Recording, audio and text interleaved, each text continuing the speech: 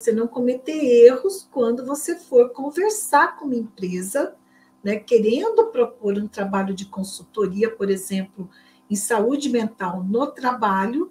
Você não pode cometer esse erro, você tem que ter clareza do que é a forma de trabalhar na empresa com consultoria. Quando uma empresa te contrata para você prestar um serviço em saúde mental no trabalho, você não vai usar a metodologia da clínica, você vai usar a metodologia da psicologia do trabalho.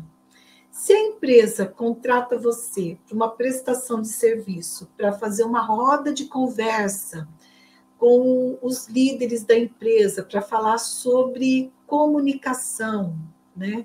74% das empresas têm problemas de comunicação. Isso é uma pesquisa realizada pela Berge e divulgada ano passado. Então, veja, 74% das empresas têm problema de comunicação, que é um tema que você pode tranquilamente ministrar para as empresas. Mas quando você vai trabalhar para a empresa, né, prestar serviço para a empresa com esse tema, por exemplo, de comunicação, junto com lideranças ou como equipe, né, ali de trabalho, você precisa ter clareza das diferenças que tem, por exemplo, quando você dá um treinamento e quando você faz um programa de desenvolvimento.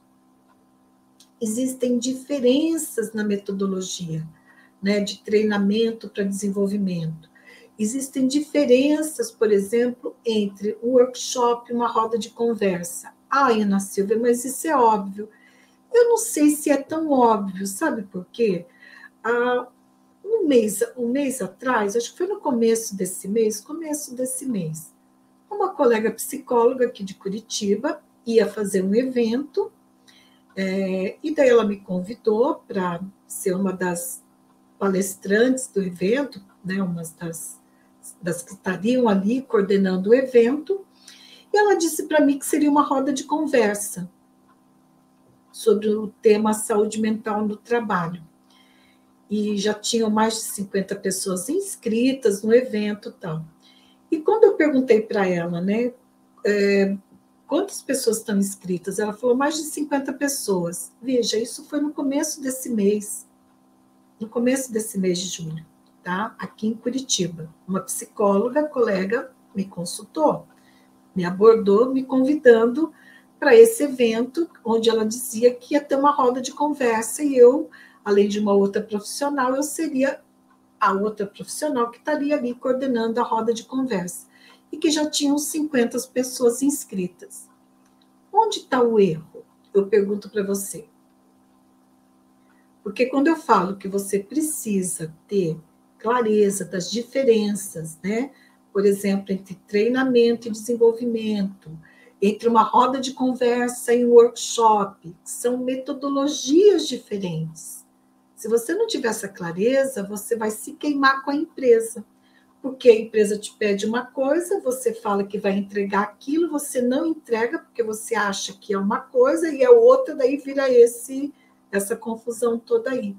Se essa colega psicóloga que atua na área organizacional, veja, ela é consultora também, ela estava falando que ia ser uma roda de conversa com 50 pessoas, aonde está o erro? Eu te pergunto. Digita aí para mim quem sabe. Não se faz uma roda de conversa com 50 pessoas. Veja, eu estudo grupos, funcionamento dos grupos, sou didata em processos de grupos, titulada pela SBDG, que é a Sociedade Brasileira de Dinâmica dos Grupos, não dinâmica de grupo, dinâmica dos grupos. Eu estudo grupos há mais de 22 anos. E quando você trabalha com grupos e você se propõe a coordenar uma roda de conversa, você precisa, no mínimo, ter clareza de que você precisa garantir o espaço de fala de cada participante. Se é conversa pressupõe, né, além do tempo, um número limitado de pessoas. Então, 50 pessoas não é roda de conversa. 50 pessoas pode ser um workshop, que você pode até trabalhar com subgrupos, né? Faz subgrupos, depois na plenária eles apresentam o que eles pensaram, discutiram. Tem várias estratégias para você trabalhar com grupos grandes. 50 pessoas já é um grupo grande, né? Então, o erro já começa aí, né? De não ter informações sobre metodologias, técnicas, diferenças, e se aventurar, né? Prestar serviço para empresas sem se preparar. A nossa graduação, ela é extremamente importante para você iniciar na consultoria trabalhando com psicologia, tanto psicologia organizacional quanto psicologia do trabalho. Tanto trabalhando com desenvolvimento humano, que é da psicologia organizacional, né? Está ali dentro do guarda-chuva da psicologia organizacional, quanto com saúde mental no trabalho, que está dentro do guarda-chuva da psicologia do trabalho. E sim, é possível você fazer R$ 10.000 por mês, iniciando na consultoria para empresas. E nessas duas áreas, que são as duas áreas mais demandadas atualmente na consultoria. Por que eu falo isso? Porque eu, na minha empresa, eu presto serviço nessas duas áreas principalmente. As minhas alunas, né, e as mentoradas, elas atuam principalmente nessas duas áreas. E as demandas estão aí cada vez maiores, né, tanto em desenvolvimento humano quanto em saúde mental no trabalho. Eu vi uma pesquisa essa semana aqui no Instagram dizendo que 73% das empresas, neste ano de 2024, pretendem contratar consultores. E por que esse número cresce cada vez mais? Porque a prestação de serviço é muito interessante para a empresa. Porque a empresa nos contrata, por quê? Porque ela precisa, às vezes, de um serviço pontual, bem específico, naquele dia, naquele horário tal, e a gente vai lá e faz aquele trabalho. Só que desse trabalho, ela conhece o que você faz, a qualidade do teu trabalho, e surgem outros trabalhos que ela vai te contratando.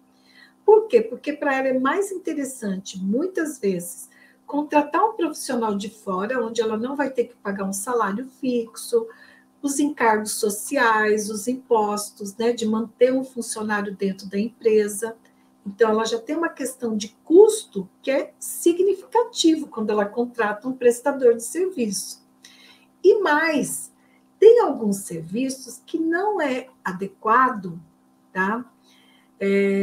Que algumas funcionários da empresa prestem esse serviço, mesmo que sejam psicólogos ou psicólogas. E não é uma questão de competência técnica, é uma questão de adequação ao papel. Se